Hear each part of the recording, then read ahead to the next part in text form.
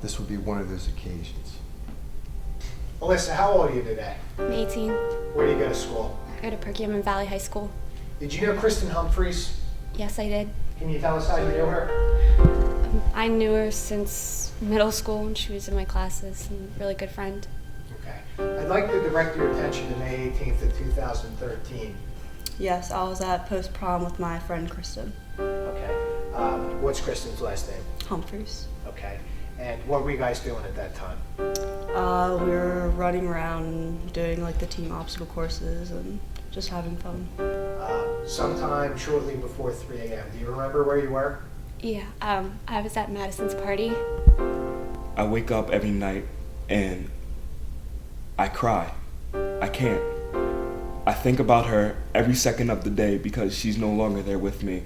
No longer to share a kiss with her, no longer to hold her hand, no longer to take her out on another date. And what did you do at that time? Well, we were all drinking, and the cops got called, and everybody had left. So I called Kristen for a ride, and she got in the car and came to go pick me up. And I feel like it was my fault for this happening. And maybe if I wouldn't have called her, she wouldn't have been here. Okay. At some point, did you leave the post-prom party? Yes, Alyssa had called Kristen and asked her to pick her up at a party, so Kristen said, like, we have to go, so we left the school. And I had forgotten my phone, so we pulled over, and Kristen went to look in the trunk for me. And that's when our car collided with Jeff Morrow. There's a part of me that doesn't think you deserve all of this. You made one mistake. And then there's another part that's just filled with so much hate and so much anger. There's no words for this. But we're here, and we're enduring, and we're living. We're living a living nightmare. My daughter lived 16 years, 283 days. And for all the days she lived, she brought 10 times as many smiles and tears and laughter in the lives of her family and friends. This will forever impact my life, you know? I don't think I'll ever go to a party ever again. It'll affect me when I'm in college and when I have my own family. And I think I'll know to make better precautions and to make better choices in the things that I do. Not long ago, I was thinking about what I would say for a toast for Tara's graduation in high school party. Other times I imagine boasting to my brothers on Tara's achievements in college and even beyond. I imagine walking her down the aisle on her wedding day and the proud speech I would give at her reception. But this, I never imagined this. You heard from the family members and the friends of those victims, and you heard how their lives will be forever changed because of Mr. Morrow's foolish and irresponsible decision that night. And Judge, I'm here today to ask you to punish him, to weigh Mr. Morrow's background, and we acknowledge that he wasn't a bad guy before this, that this is his first brush with the law, and we acknowledge that he was not a bad kid. But we also are asking Your Honor to consider the gravity of this crime and how lives will be devastated forever and how that bell cannot be unrung. And 3 young, promising students will never take another breath of air, will never graduate high school, will never go to college, will never get married, will never have kids because of what Mr. Morrow did. And I submit to Your Honor that when you weigh that against his background, I submit to you that this case calls for serious punishment. As you're aware, Your Honor, there is a 3-year mandatory for every victim that was killed in this case, which would be 9 years. And we could come in here and we could ask you to stack all of those and give him a 9 to 20-year sentence. Your Honor, but we're not going to do that, but we are going to ask you that you run 2 consecutive 3-year mandatories to tell the public, to tell other kids that this is not acceptable behavior, that this has consequences that none of us can ever undo. And Your Honor, we're going to ask that you stack those 2 3-year mandatories together, and that you let Mr. Morrow know that what he did is unacceptable and is irresponsible and is ignorant, and that he needs to think about that for as long as you can allow him to in prison, and he needs to make right with what he did. So, Your Honor, I submit to you that this is a case that calls for a consecutive mandatory sentence, and I'll ask that you impose a sentence in that range.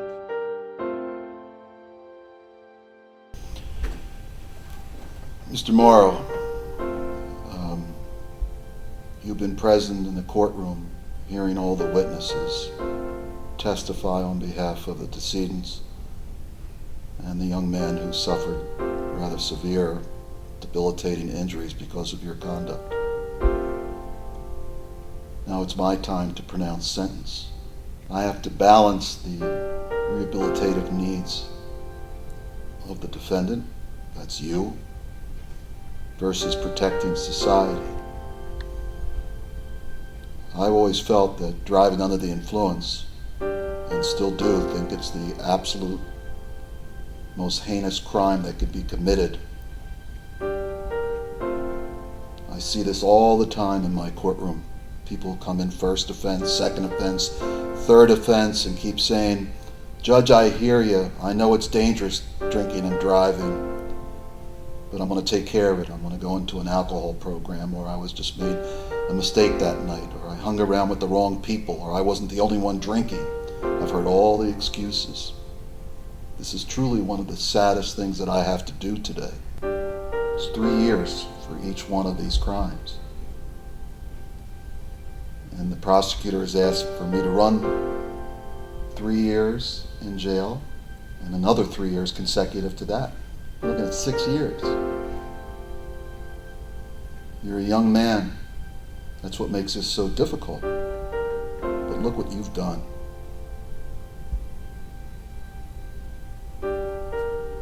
It's disgraceful.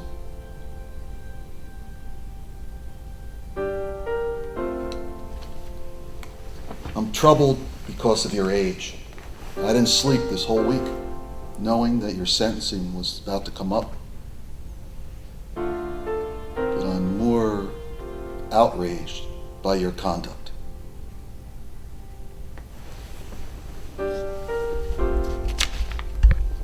Is there anything you want to say to me before I pronounce your sentence?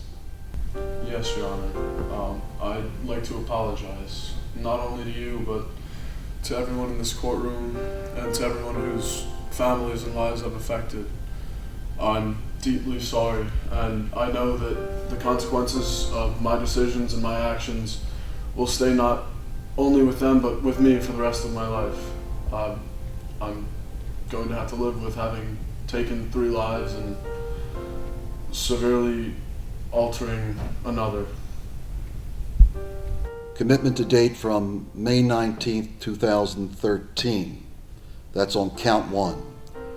On count 2, the sentence is 3 to 10 years, and that is to run consecutively to the sentence imposed on count 1.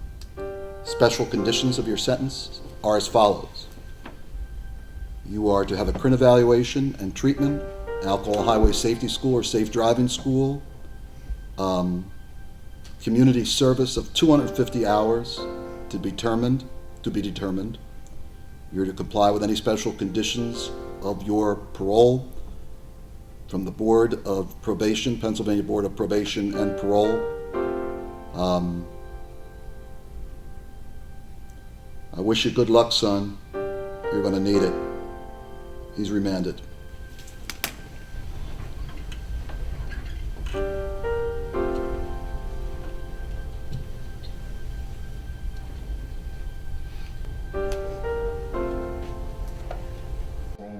Back door here.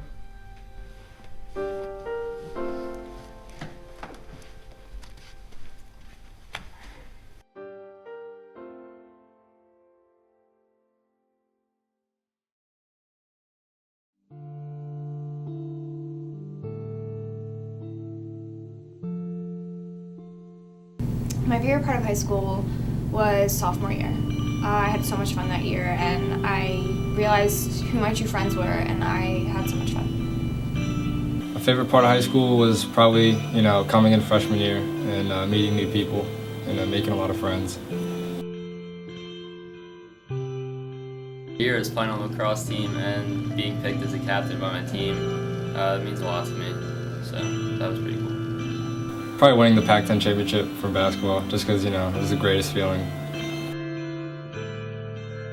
Mr. Ziegler from the middle school was a big influence on me. He taught us a lot other than just curriculum-based stuff.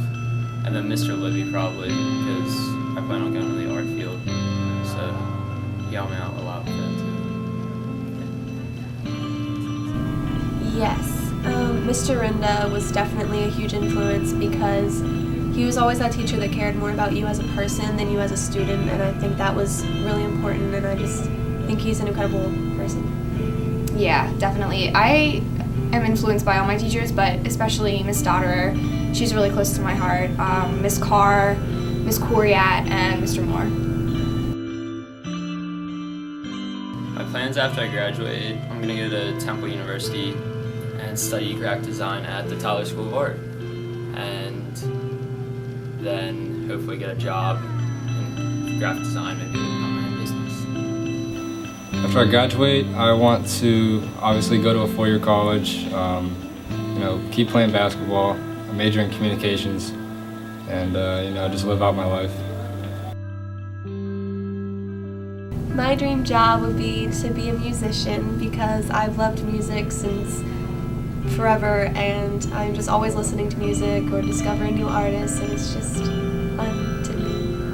It's my passion. My dream job would be to travel, definitely, because I've been in Pennsylvania for so long, and it'd be awesome to see the world and meet people and learn about the world and then be able to talk about it.